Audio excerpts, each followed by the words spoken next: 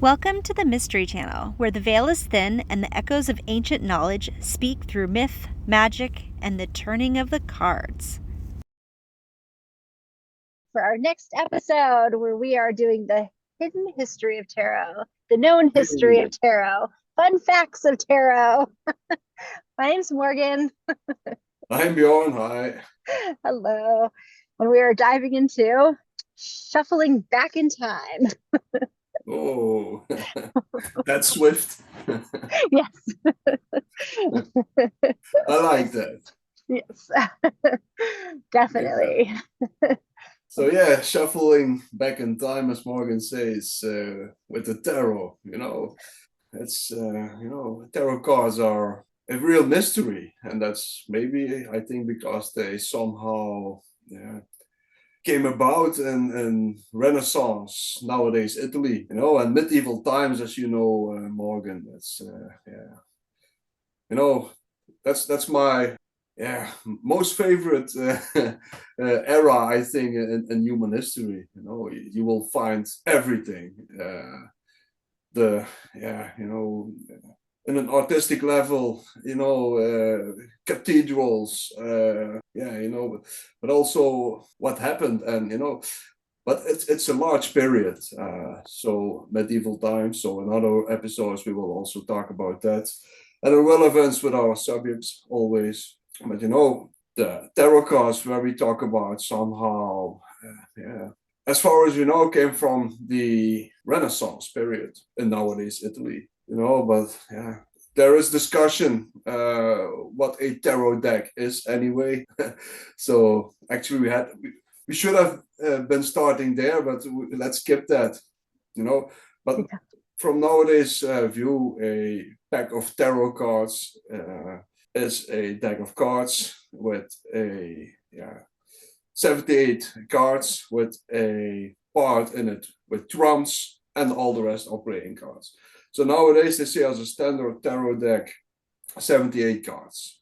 But there were other decks with less cards, for instance, less trumps. But that's we will talk about that in later episodes. But for now, a traditional tarot or a standard tarot is seen as 78 cards with 21 trumps and with 22 trumps, isn't it? Yeah, the zero. Yeah, the full of zero. Yeah. So with 22 trumps and all the rest are playing cards. But I think since medieval times is such a mysterious time with mysticism, all kinds of new philosophies, we had Neoplatonism, but at the same time, also with the clashes with Near Eastern cultures, we had via their works, Aristotle came back, and it really changed everything in regards of how people looked at the world, and then Pause it. I think what was I saying? medieval. So there came, Renaissance is a revolution, but medieval is also a revolution on that's going on in previous. There also talk that there was a Renaissance before that Renaissance. But anyway, very interesting spiritual insights back then, philosophical, cultural changes, warfare. Had very strong allegories. And allegories are somehow the symbolic, but also for instance, the emperor, like in the tarot.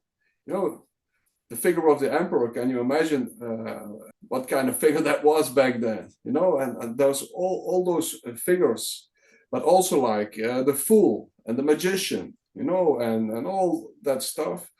They are somehow alive back then as an allegory, as a symbol, But nowadays it seems like, okay, that was like tarot cards was something really special because that had those images. But those, of course, it's special because they somehow fixed it, made it tangible. But that was a state of mind back then, and that those allegories, you can see them everywhere. Mm-hmm. And that's also, very interesting in that regard, because it was a cultural conception of the world, of a worldview. Yeah, and they somehow, because you will find a lot of the same images and the same, the virtues and all that. That was really medieval thoughts. And you will find them everywhere, in old writings, old books. Mm-hmm. Yeah, and there you see the big denominator in that regard. So that was the very first part of the tarot history in that regard. Coming from medieval images and all that. And then we have the evolution towards the Enlightenment period, and then we have like the Rider-Waite tarot. From England, and that was more the esoteric tarot. So the old raw images somehow got a new jacket with new symbols. Yeah, and that's somewhat the second stage. And now we are here in modern times, and we have like tarot readers. The one likes really old decks. Most people have a Rider-Waite deck as well. So and other people like you were explaining previous time, have a lot of, what was it, a vampire deck? Oh yeah. Nightmare Before Christmas or monster decks. Yeah. So do you own classical decks in that regard? What is your the decks that you own? Are they more like modern, or really like really old Tarot de Marseille stuff and all that, or somewhere in between? What do you prefer? Yeah. Oh, well, most of them, just because Rider-Waite-Smith is the most popular one and the most available ones you can get. But the ones that I do have from older time is, of course, reproduction, reprints of the old ones. But I have a Italian deck that was from that original deck. That's pretty amazing. But remember, this is reprints, so obviously it's not the original. It'd be worth a lot of money. But it's from those original ones. Medieval times, of course, because that was like 15th century obviously was like the beginning, of the medieval to the new stuff. So they look different. That's kind of why I had it, because with the Tudor era, that was kind of beginning of the end of the medieval times. So I wanted a deck from the two different times, from actual times. That's great. Yeah. See the differences, how it was different. So, do you think, Morgan, are there a lot of misconceptions or in tarot history, or in tarot as can we call it maybe a cultural phenomena? I think, it's definitely, in the past, 10 years, it's had such a resurgence of everybody, like everyone doing it. And it's okay for everybody to do it. Like because I'm sure you're going to get into this, the history, since in America, we don't have a lot of the, history books, except for what people write instead of like the original ones you have, or, and, there was such that stipulation about it that if you used them, it's like witchcraft, or you worship the devil, or it's very evil. But now it's like kind of a part of your life. Past like 10 years. Yeah. That's very, very interesting. Mm-hmm. But we will do that much more in depth. But in regards of history, I really did find out some new links. Since I'm always studying like medieval times, all those mysticism, alchemy and all that, and the more I study it, the more I see all the parallels in that regard, because you also have to know the tarot. Somehow you have like in Italy, you have to call like the drums that comes the name from was somehow a parade, and then that parade, we had like, it could be an army parade or whatever. So we have like a parade of living images, living allegories.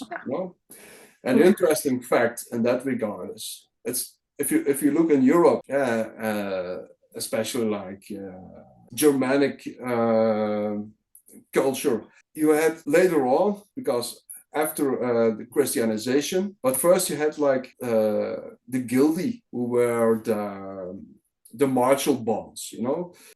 After that, after Christianization, those guildy, they somehow developed into later guilds, because they did like those early Germanic bonds, bonds of men who were somehow, a martial bond developed.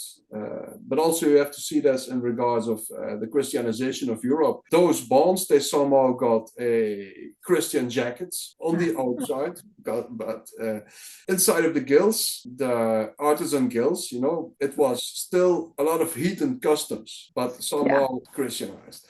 But here's the fun fact, you know, and later on also during medieval time, those guilds, they somehow were able to function within the city. So those people who made those parades or did somehow their theaters on wagons and all that were always the guilds. At first it somehow started as something only religious, because so certain episodes in the Bible or whatever, you have like a theater play in order to, because the people were illiterate, they could not read, so they had somehow had to make a play about virtue or Christianity, whatever, you know.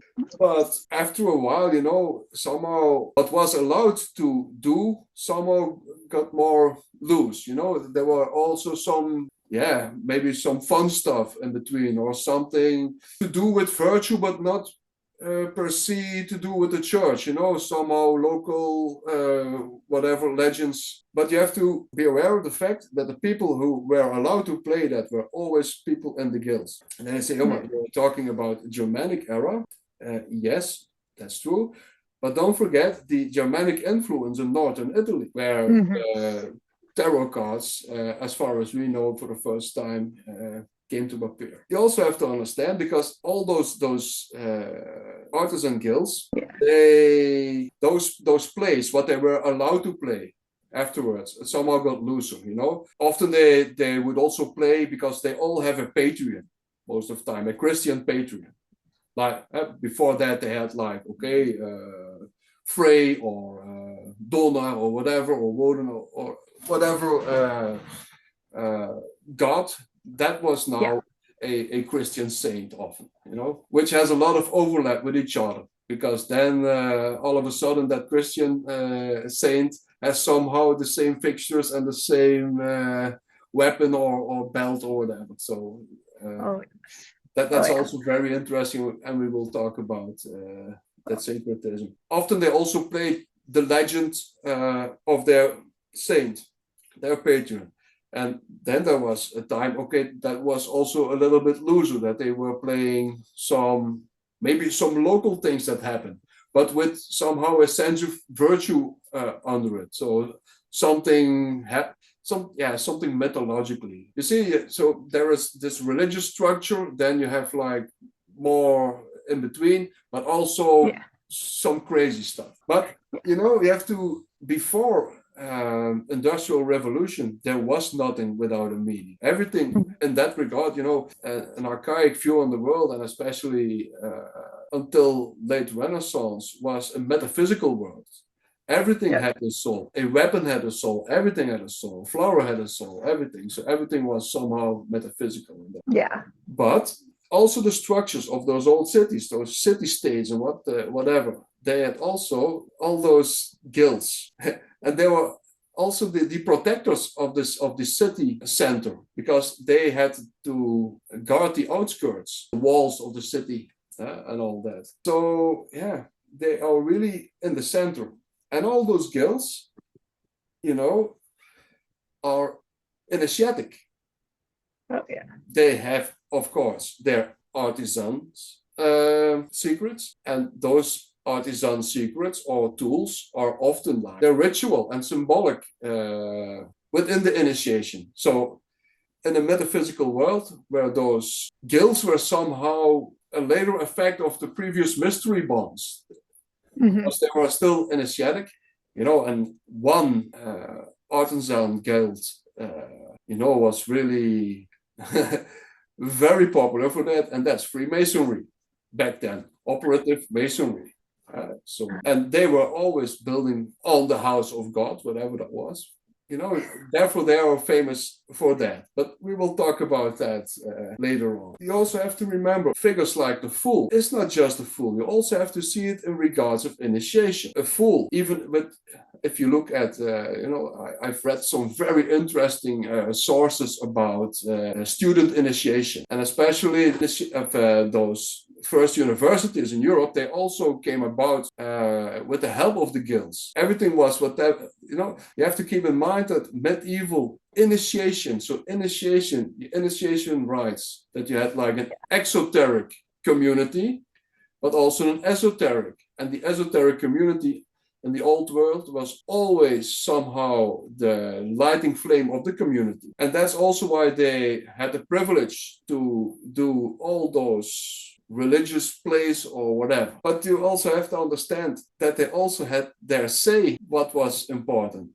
So of course, I feel like the fool is always to see also in an initiatic way, because it's the very first stage of initiation. It goes from the fool to the king. Oh yeah. And there are in medieval times, and we will do an in-depth thing on this, because this is so important, because you have to understand medieval emblems, but also symbolism in general, because a story can also be symbolic. Myth is full of symbol. Yes. Even fairy tales are full of symbolism, because fairy tales are weekend myths with the same structure in that regard. But you also have to understand that there are cross references, and a big item from those times is somehow, if you know perennial philosophy, the forever returning truths, and all religions and all that. You have a stage of evolution, and you see this in alchemy. You can see this in Freemasonry. Freemasonry from a rough stone. I don't know the English name for it. From a rough stone to the perfect cubic stone. It's an evolution. You go from fool to king, or from lead to gold in alchemy. Yes. From zero to hero. Yeah. And you see that in so many things, and an interesting link to that is the work of Campbell about mythology, but that's always to see in initiation. There is all, like the fool, he has also links with the wild man, for instance, and then you say, okay, what now? Why is that? Because that's also from that, because there's also this evolution from the wild man to the civilized man, or from the wild man to the noble man. But they also are interchangeable, because if you know, like a jester or a fool, he is always, many times in medieval, depicted with those diamonds. Do you see it before you? All those diamonds. Well, those diamonds are an allusion to stylized leaves, the leaves what the wild man would have. Yes. So, and they are also both carrying a stick, a wandering stick. And if you look at the tarot, it's always the stick, it's like a big spoon to be fed, like a baby. And you can see that in many medieval iconography. It has many links with each other. Also, in an etymological way, it is also linked. And I have done a lot of study in that regard, so I have a lot of really great things to bring to the table in that regard. We will talk about in the next episodes. At least if the listeners are interested, so they can always say, don't talk about that, we want to hear this. But I think that we have some really interesting information for the future. Well, of course, especially in that realm of things, because you could dive really deep with all of it, even the symbolism. Yeah, and there have been many great authors already, especially in the Anglo world. So I really, really respect you, what you already did, especially like Robert Place, and there are many more.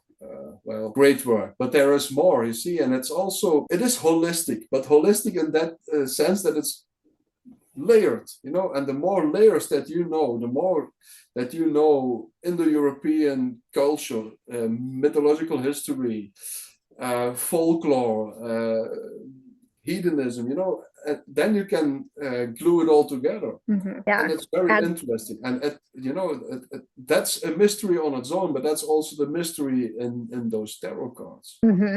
Yeah, especially like you said, all of it. It really adds to the reading. It adds to how the cards are being presented, and it might give you that little insight that somebody else might not see unless you know the history. The tarot is unique because it's those allegories depicted on their cards, but conceptual, it's far from unique in that era. Yeah. Do you understand what I'm saying here?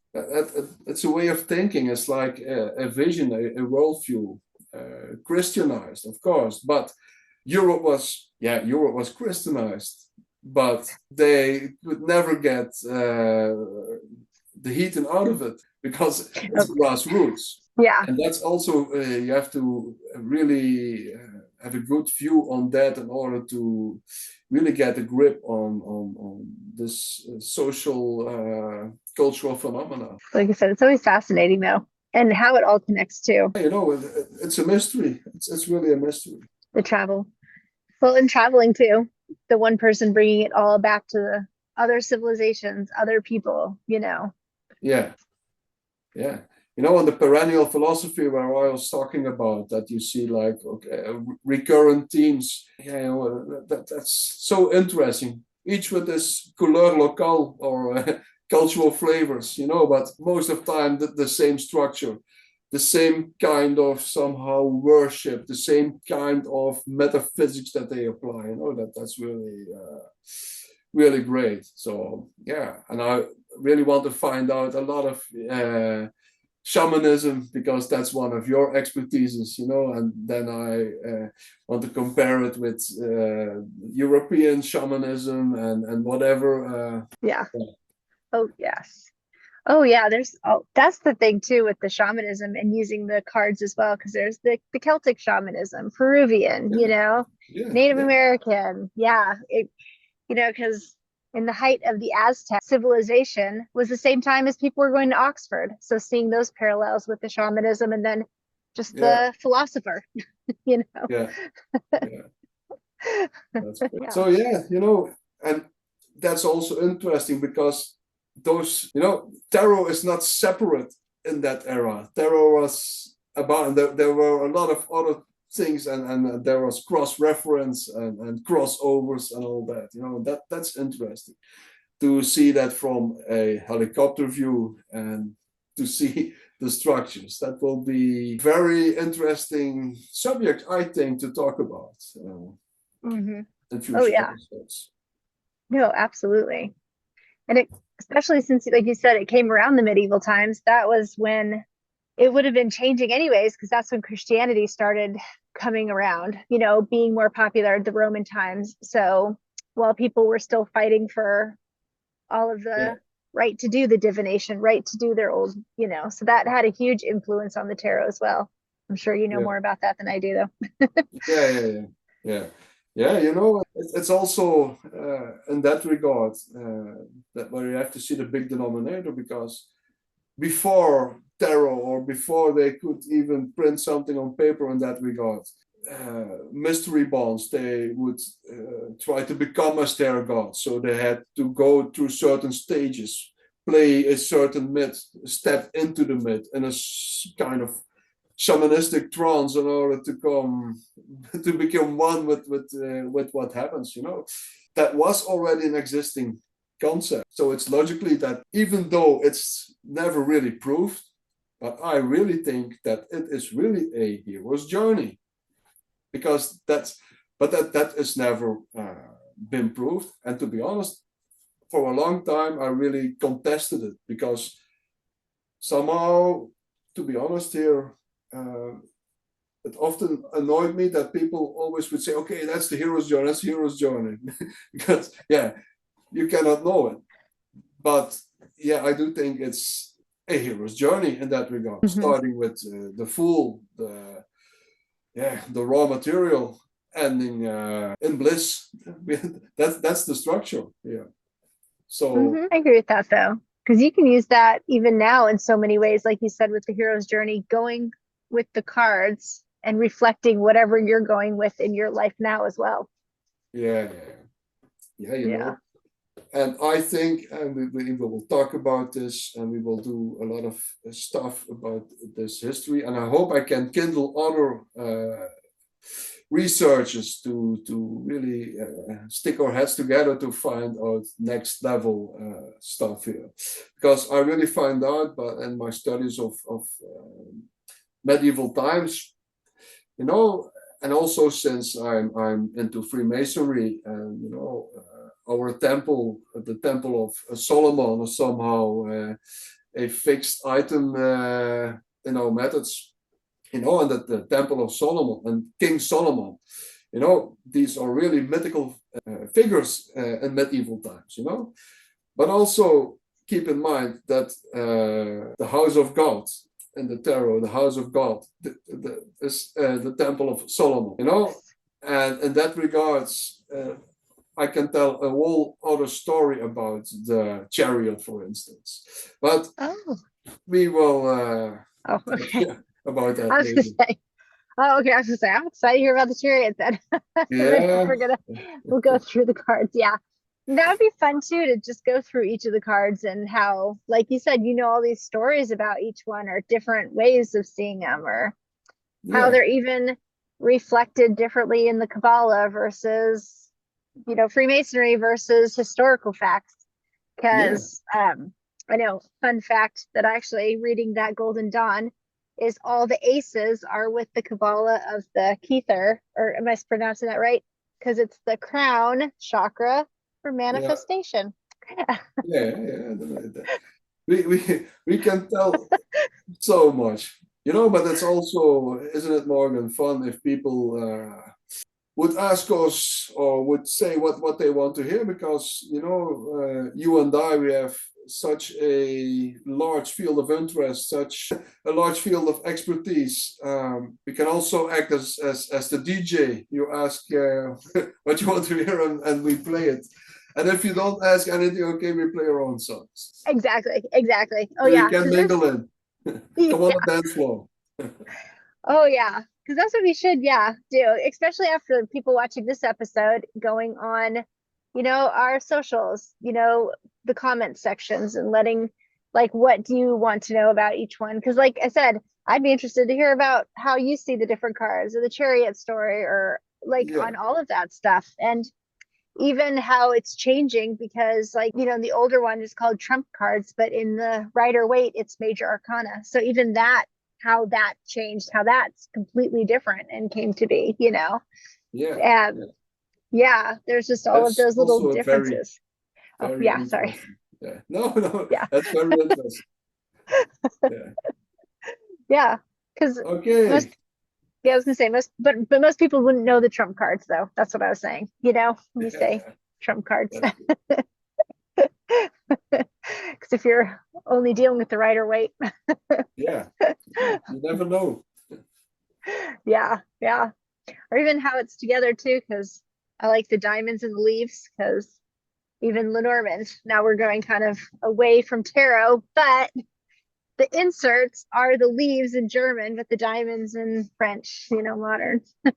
You know, and there is also more behind the story, why the heart came out of the vessel or the cup in mystical terms, but that's for another picture. Oh yeah, no, we can do that. Yeah, and especially too, because I love the medieval times and read all about all of it, you know, so it's another fascinating, definitely fascinating thing. Especially since people didn't, nothing really was translated, because even like America, like, we don't have a lot of translation things, but most people didn't even translate the Bible till the 15th century for everyone to read. You just had to trust the person reading it. You should do that. That's a good idea. I think nowhere in between would someone greedy come in. To his own benefits. No, that will not happen. Exactly.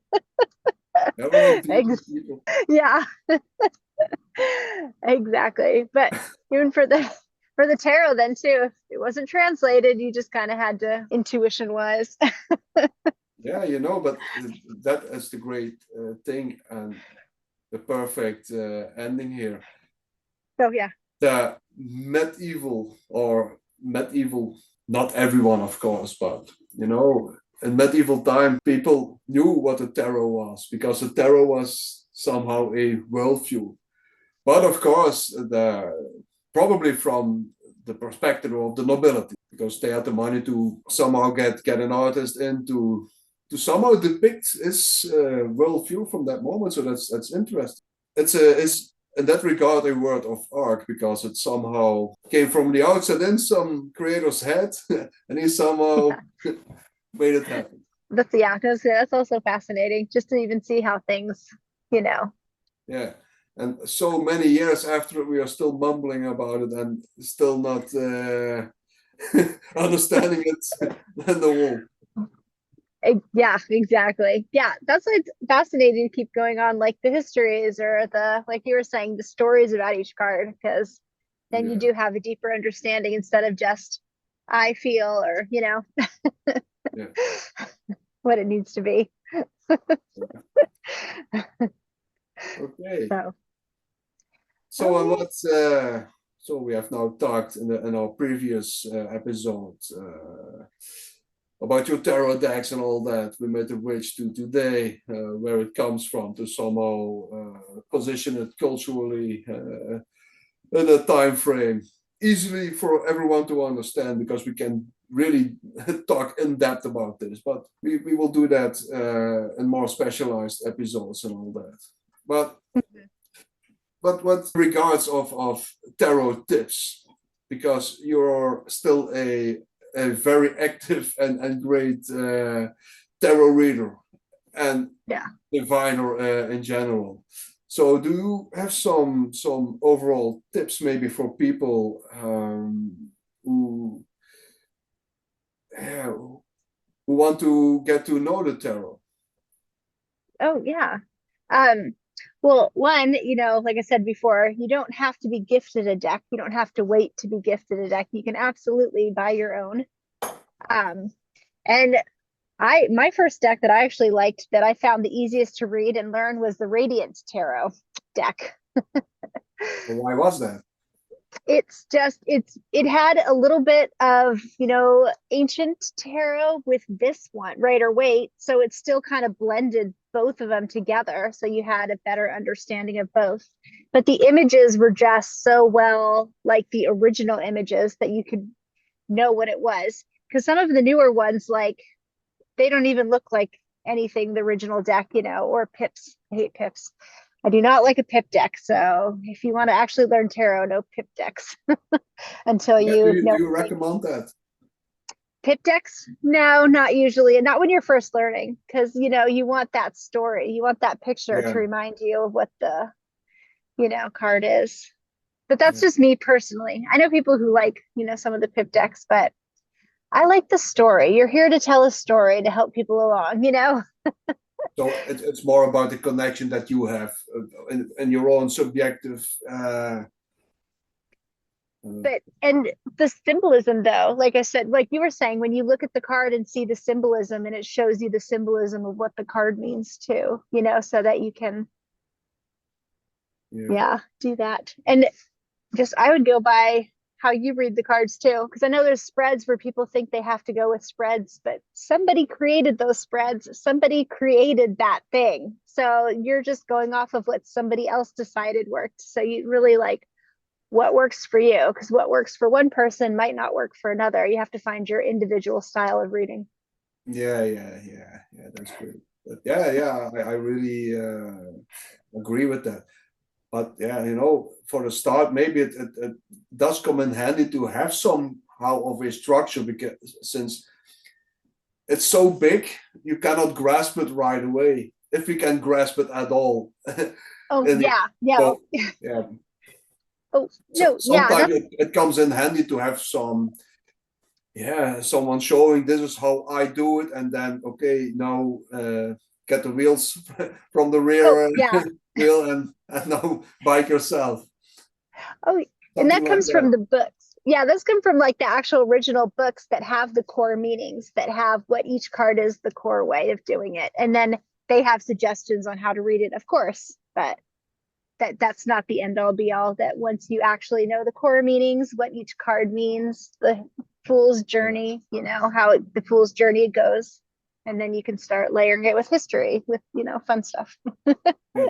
So, and a professional card reader like you, Morgan, what would your advice be to people just starting, or on maybe want to give it up? What is your advice? Were you handy with it right away, or did you struggle? Um, well, that's why I was saying my own way, because I started learning just like everyone else. You learn the core meanings of the things. You learn this is like the, you know, Nine of Swords is like the nightmare card. You know, it's a very like all your fears coming at you card. And then as long as you have those core things, though, then you can build the story depending on the question. And I say like that's always like, even with Lenormand, I always found that most important too. And just keep, yeah, practice with everything else. Practice, pull cards, pull 3 cards and see what the story is telling you, you know. Yeah. And always, yeah, just use it every day, because it's cultivating that relationship with it like some anything else. Like if you want to be healthy, you're not going to just eat really well one day and then junk food out the rest of the week, you know. So just like the cards, really using them every day and cultivating that relationship. Yeah.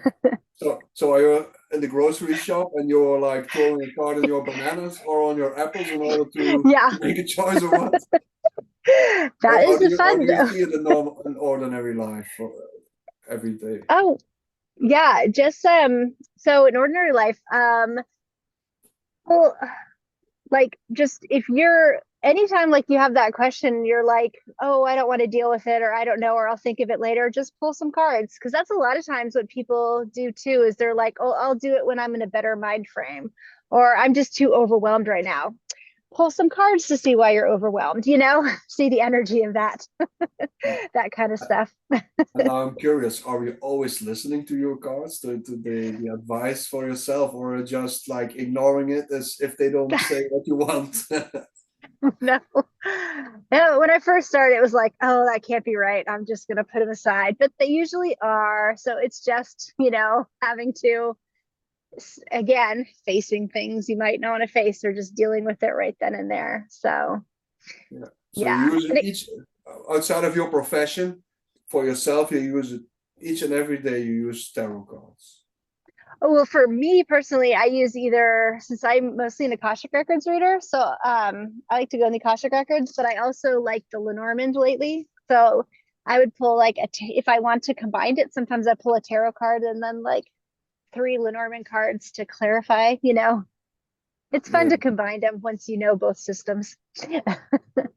And can you tell me the latest, and don't go into private stuff, but the Oh, latest most funny thing maybe, or normal thing most people can understand what you have been reading in cards, and what cards somehow did give that advice, or somehow yeah told your future.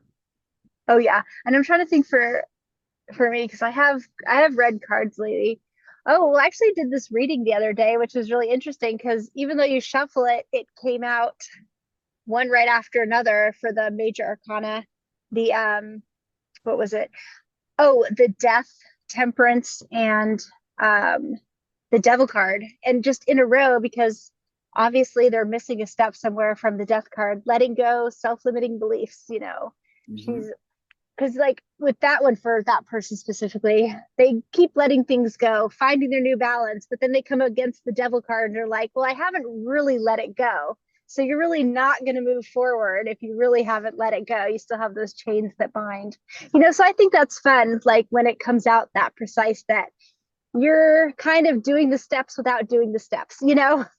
Yeah, oh, that's amazing. That's amazing. Yeah.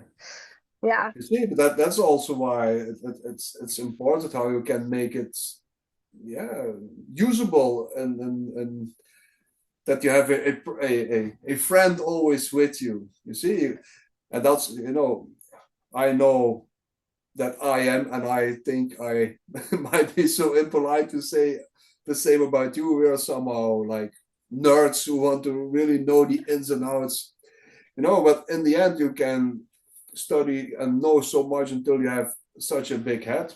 But in the end, the real success is there, how you can make it work in your life. Mm-hmm. So that Yes. it does not have so much to do with knowledge or in-depth research, but more about being in the moment and have, that you're in correspondence with your device, isn't it? Or how do you experience this? No, I agree with that. Yeah, because it's like anything, you're cultivating that relationship with, like how you're going to use it, how you listen to it, just like we were saying with friends, you're not going to ignore a friend and then ask them for help, because it's how then, because you might not be familiar with how to ask the cards, or that's why always practicing and listening, of course, and being open, because if it's not saying what you don't want to say or hear, don't reshuffle, because that's the best times to you don't want to hear the message, but you're just gonna have to deal with it.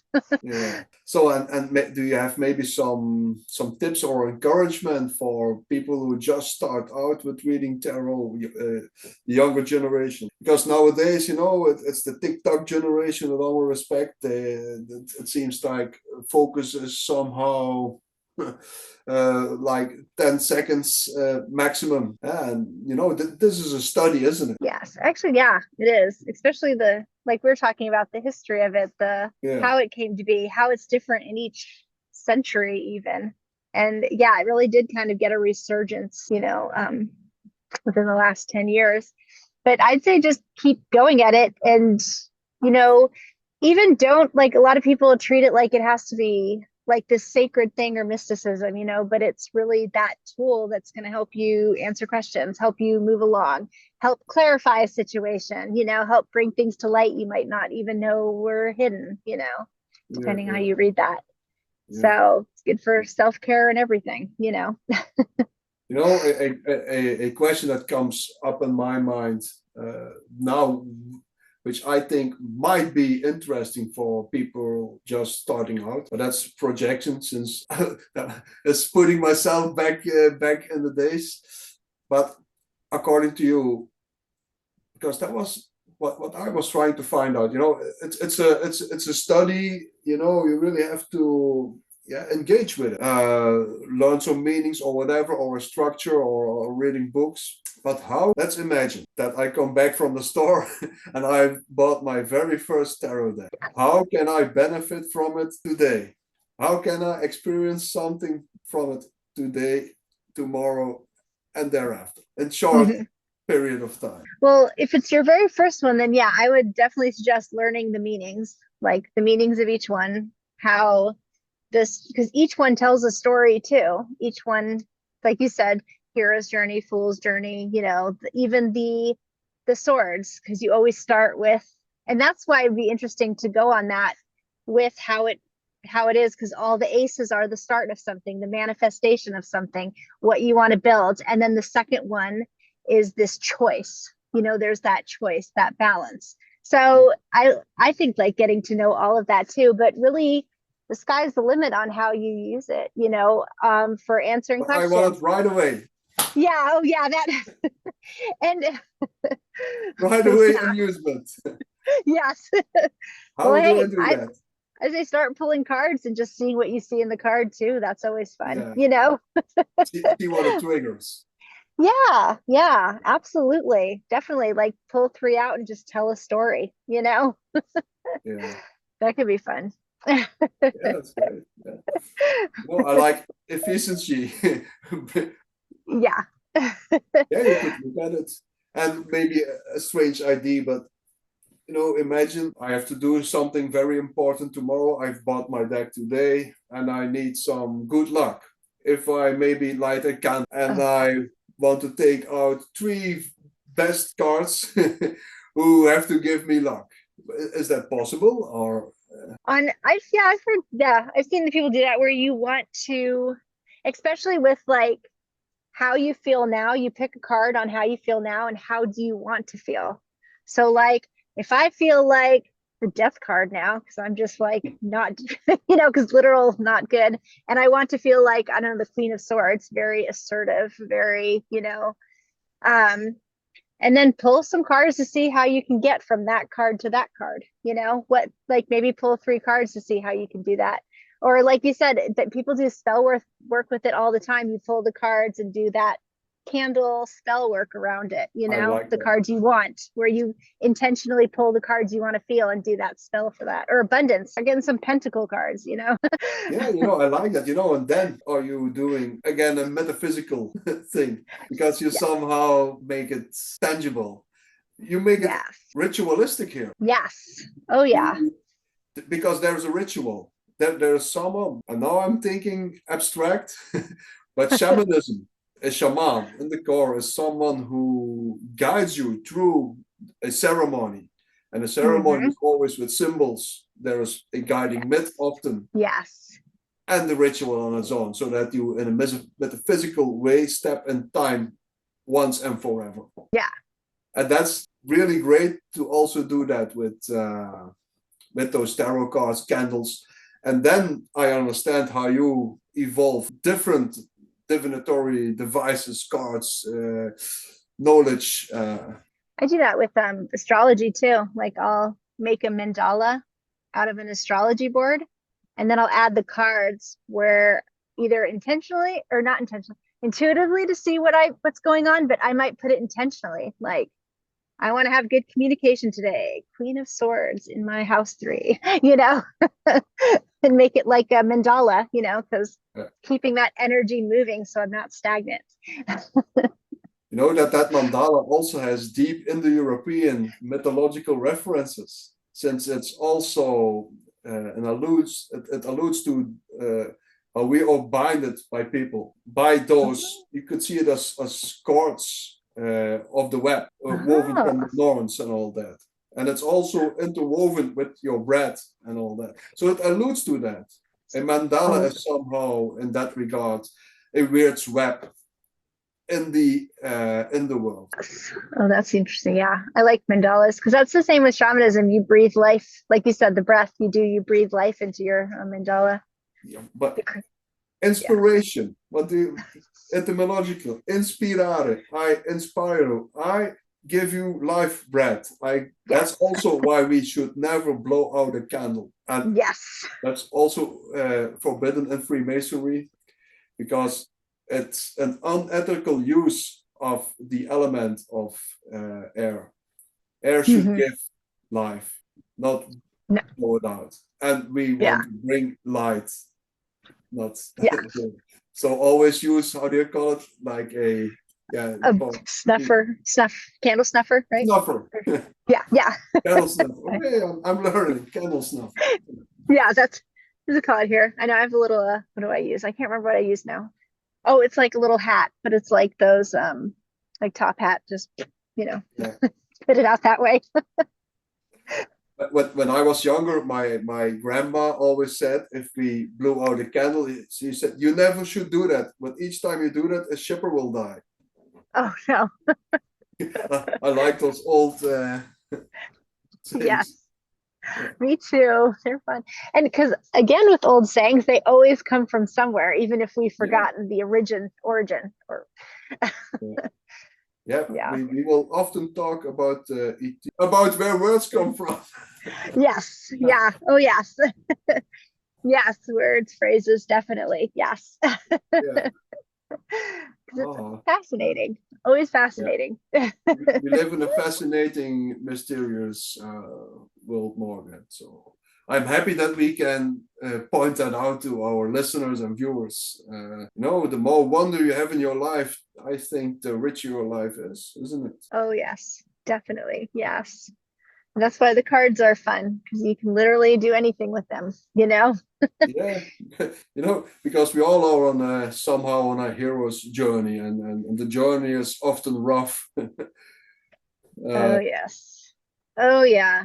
And actually, funnily enough, too, is that's what they started making the last few years is actual shadow decks to like use the decks to work through tough times, to work through your shadows, childhood trauma. It's interesting. Yeah.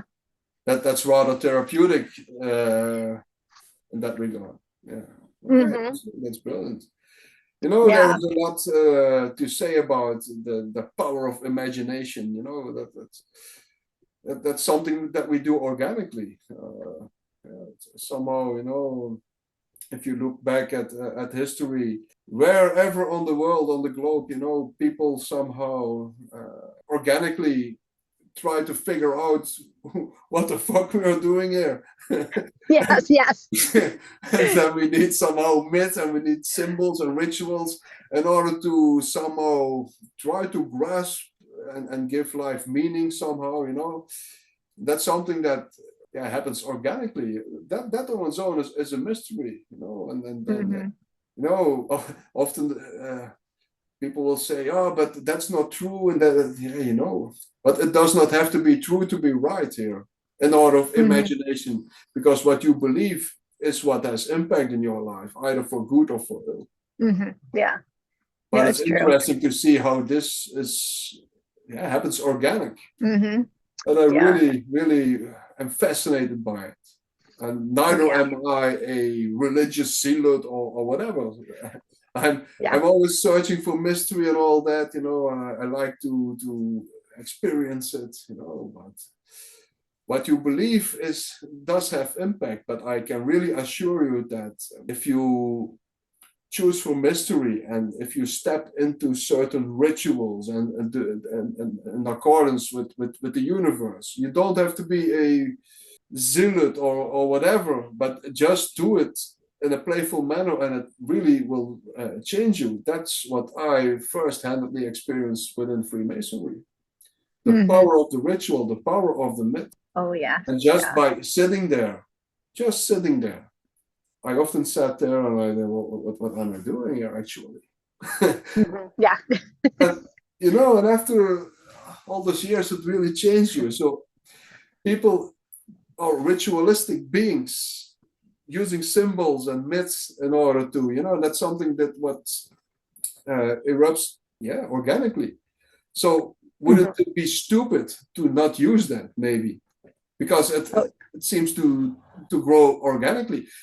The same with, you know, there is, I don't know if this is popular international, I don't know, but we had like Huizinga, he's a Dutch professor, and he wrote about the Homo ludens, and the Homo ludens is the man who is playing. So man, also man and woman, that's the Homo ludens, the playing man.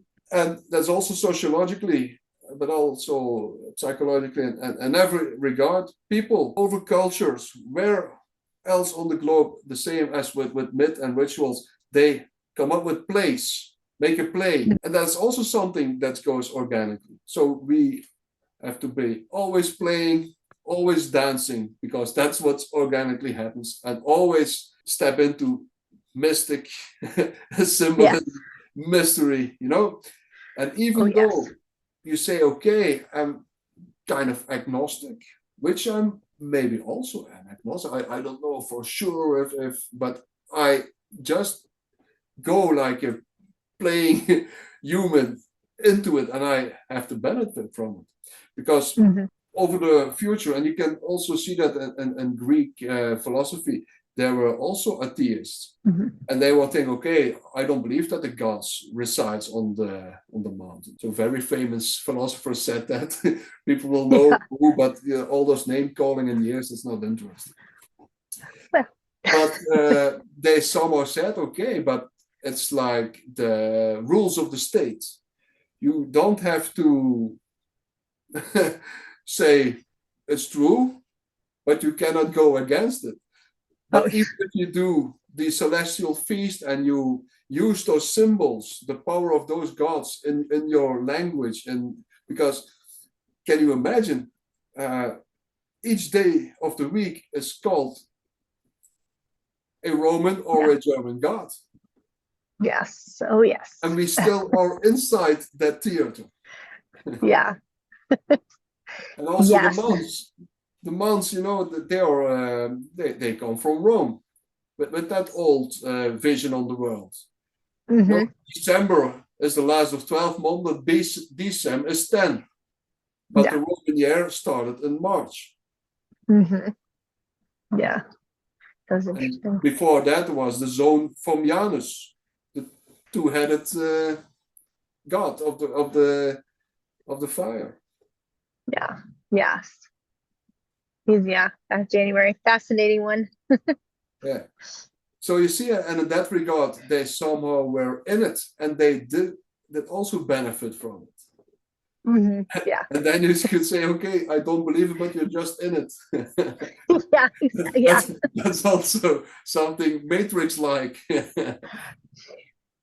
Oh, yes, definitely. That's an interesting thing about that, and that's also what I want to say. I'm far from a zealot or someone who immediately believes or calls himself deeply spiritual, but I like everything to do with mystery and all that. No, me too. Yeah. So there's a flavor of everyone who is in the community. Yes. And that's also interesting if there is opposites and all that. So yeah. Oh, yeah. But that's the beauty of it too. If somebody's like the opposite doesn't believe it or says that can't be true, well, that's going to start them on their journey of research. So we're always learning, even if it's to prove someone else wrong. Yeah. Or try to. Yeah. So okay. Really, that's good. So that's yeah.